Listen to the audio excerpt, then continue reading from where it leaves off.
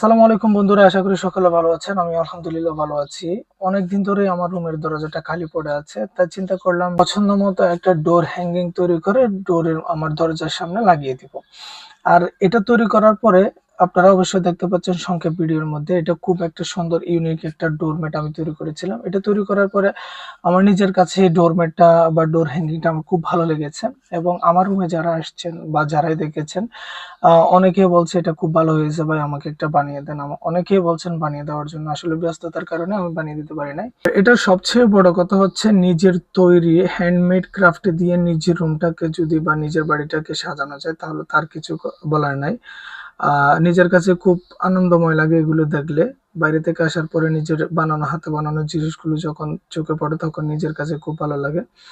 আর এই ডোরমেটটা বা ডোর হ্যাঙ্গিংটা বানানোর জন্য আমার কিছু যে মেটেরিয়ালস গুলো প্রয়োজন সেটা হচ্ছে কাগজ, কালার পেপার, কেসি, গ্লু গান এবং হচ্ছে ফেভিকল। এটুকু হলে যথেষ্ট, আর একটু সুতা লাগবে, এটুকু হলে যথেষ্ট। আমি এগুলোর জন্য এই ডোরমেটের জন্য কয়েকটা গোলাপ প্রয়োজন। আমি গোলাপ দিয়েছি বিধায় গোলাপ ফুল আমি তৈরি করে নিচ্ছি। আর যদি আপনারা অন্য ফুল, অন্য ফ্লাওয়ার, যে কোনো ফ্লাওয়ার দেন সেটা ওই ফ্লাওয়ারে বানিয়ে নিতে পারেন। বন্ধুরা, আমি যে রোজ ফ্লাওয়ারটা তৈরি করতেছি, এটা হচ্ছে তৈরি করতে আমার একটা রোজ ফ্লাওয়ার তৈরি করতে 20 থেকে 25 মিনিট করে প্রয়োজন হয়। এখানে প্রায় 10টা থেকে 12টা আমি রোজ ফ্লাওয়ার তৈরি করেছি। ভিডিও সংক্ষেপের জন্য আমি এখানে একটা বানানো দেখাচ্ছি। বাকি ফুলগুলো অবসর সময়ে আমি ভিডিও করার আগে তৈরি করে নিয়েছিলাম, যাতে ভিডিও সংক্ষেপ করতে পারি। আর এই ফুলগুলো আপনিও চাইলে খুব দ্রুত এই ফুলগুলো বা খুব সুন্দরভাবে কাগজ দিয়ে তৈরি করতে পারেন। এটা অনেকে কাগজ দিয়ে করে, কাপড় দিয়ে করে, বা শপিং ব্যাগের যে শপিং ব্যাগ আছে সেই শপিং ব্যাগ দিয়ে রোজ ফ্লাওয়ার গুলো তৈরি করতে পারে। রঙিন পেপার দিয়ে যখন কাজ করা হয় তখন অবশ্যই খুব সতর্কতার সহিত এই কাজগুলো করতে হয়, কারণ কাগজ জিনিস একটু চাপ লাগলে নষ্ট হয়ে যায়। আর ফুল যদি তৈরি করার পর একটা একটা ফুলের পেছনে বা একটা জিনিসের পিছনে 20-25 মিনিট সময় দেওয়ার পর এটা যখন নষ্ট হয়ে যায় তখন নিজের কাছে খুব খারাপ লাগে। তাই আস্তে আস্তে কাজগুলো করতে হয়। আর এদিকে কথা বলতে বলতে আমার ফুলটা বানানো শেষ হয়ে যায়। এইরকম 10-12টা ফুল আমি নিয়ে নিয়েছি। পরে আবার আরেকটা কাগজ, ছোট কাগজ কেটে নিয়েছি, সেটা একটা স্টিকের সাহায্যে এটা পেঁচিয়ে আমি ভালোভাবে শক্ত করে নিলাম, আরেকটা স্টিক তৈরি করে নিলাম, এবং গ্লু দিয়ে, ফেভিকল দিয়ে আমি এটা আটকিয়ে নিলাম। সেম সাইজের অন্য কালারের আরেকটা নিয়ে নিলাম, এবং দিয়ে আমি দুইটা জয়েন্ট দিয়ে দিই। ফেভিকল দেওয়ার 10 থেকে 15 সেকেন্ডের মধ্যে এটা ভালোভাবে শুকিয়ে যায়। এবং এটা ডোর হ্যাঙ্গিং যেটা তৈরি করব, এটা কার্ডবোর্ডের সাথে লাগানোর জন্য, ঝুলানোর জন্য আমি একটা সুতো এটার সাথে আটকে দিলাম। এরকম এই ডোর হ্যাঙ্গিংটা বানানোর জন্য এরকম টোটাল 34টা বা 35টা এরকম লাগে। আমি ভিডিও সংক্ষেপ করার জন্য এগুলো আগে থেকে বানিয়ে রেখেছিলাম। এবার আমি এগুলো একটা একটা লাগানোর পালা।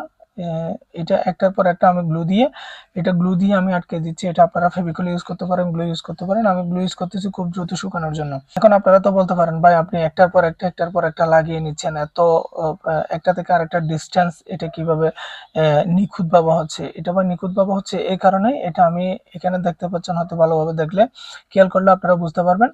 আমি ছোট ছোট পেন্সিল দিয়ে দাগ দিয়ে দিয়েছি। আমি সে দাগ অনুযায়ী একটার পর একটা লাগিয়ে নিচ্ছি, এবং কোনটার পর কোনটা লাগাবো সেটা হচ্ছে আমি একটা টেবিলের উপর আগে সাজিয়ে রেখেছিলাম, সেই অনুযায়ী আমি একটার পর একটা লাগিয়ে নিচ্ছি। দেখতে থাকুন আমার শেষ পর্যন্ত। আমি এখানে একটা দেখাচ্ছি কিভাবে লাগানো হয়েছে। এরকম এরকম একটা স্টেপ দেখানো হয়েছে এখানে।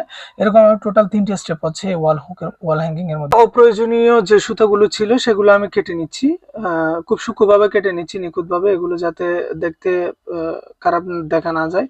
পরে আমি যে ফুলগুলো তৈরি করছিলাম, রোজ ফ্লাওয়ার গুলো, সেগুলো হচ্ছে যে কার্ডবোর্ড, মোটা কার্ডবোর্ড তৈরি করে নিয়েছি, এই কার্ডবোর্ডের মধ্যে আমি লাগিয়ে নিচ্ছি। এই রোজ ফ্লাওয়ার গুলো অবশ্যই ভালোভাবে গ্লু দিয়ে লাগাবেন যাতে এগুলো ফরে না যায়, কারণ কিছুদিন পরে আপনি দরজায় থাকলে কিছুদিন পরে এটা ময়লা হয়ে যায়। ময়লা হলে এটা আপনার পরিষ্কার করা লাগে ব্রাশ দিয়ে পরিষ্কার করতে গেলে একটু ঘষা লাগলে ঠাস করে ছিটে পড়ে যাবে। এই জন্যই হচ্ছে আপনার বেশি করে যদি আপনি গ্লু ইউজ করেন এগুলো ভালোভাবে লাগবে। হালকা চাপ লাগলো আপনার এগুলো ছুটে পড়ে যাবে না ফুলগুলো। দেখতে দেখতেই আমি সব ফুলগুলো এই কার্ডবোর্ডের মধ্যে লাগিয়ে নিচ্ছি। প্রায় 10 থেকে 12টা আমি রোজ ফ্লাওয়ার এই কার্ডবোর্ডের মধ্যে লাগিয়ে নিলাম। দেখতে দেখতে আমার পুরো ওয়াল হ্যাঙ্গিংটা আমি তৈরি করে নিলাম। দেখেন কত ইউনিক দেখাচ্ছে। এখানে অবশ্য পুরো ওয়ালমেটটা দেখানো যাচ্ছে না বিদায় এরকম তেমন সুন্দর দেখাচ্ছে না। দেখেন আমি একটা জায়গার মধ্যে এটা লাগিয়েছি, এখনো দরজা লাগাই না, এমনি দেখাচ্ছি কিরকম দেখাচ্ছে ওয়ালমেটটা। পরিশেষে আমি দরজা এটা গ্লু দিয়ে ভালোভাবে লাগিয়ে নিয়েছি। দেখতেই তো পাচ্ছেন কত সুন্দর ওয়ালমেটটা দেখাচ্ছে। এরকম কেউ আমার আইডিতে থাকা যে কোনো ওয়ালমেট ডোর হ্যাঙ্গিং, ওয়াল হ্যাঙ্গিং বা ফ্লাওয়ার ভিডিও কারো যদি ভালো লেগে থাকে, কেউ যদি এগুলো নিতে চান তাহলে আমার আইডিতে থাকে আমার হোয়াটসঅ্যাপ করতে পারেন বা আমাকে নক করতে পারেন। বন্ধুরা, আজকে এই পর্যন্ত। নেক্সট দিনে কোনো ইউনিক ভিডিও নিয়ে আপনাদের সামনে হাজির হব। এ পর্যন্ত সকলে ভালো থাকেন। আল্লাহ হাফেজ।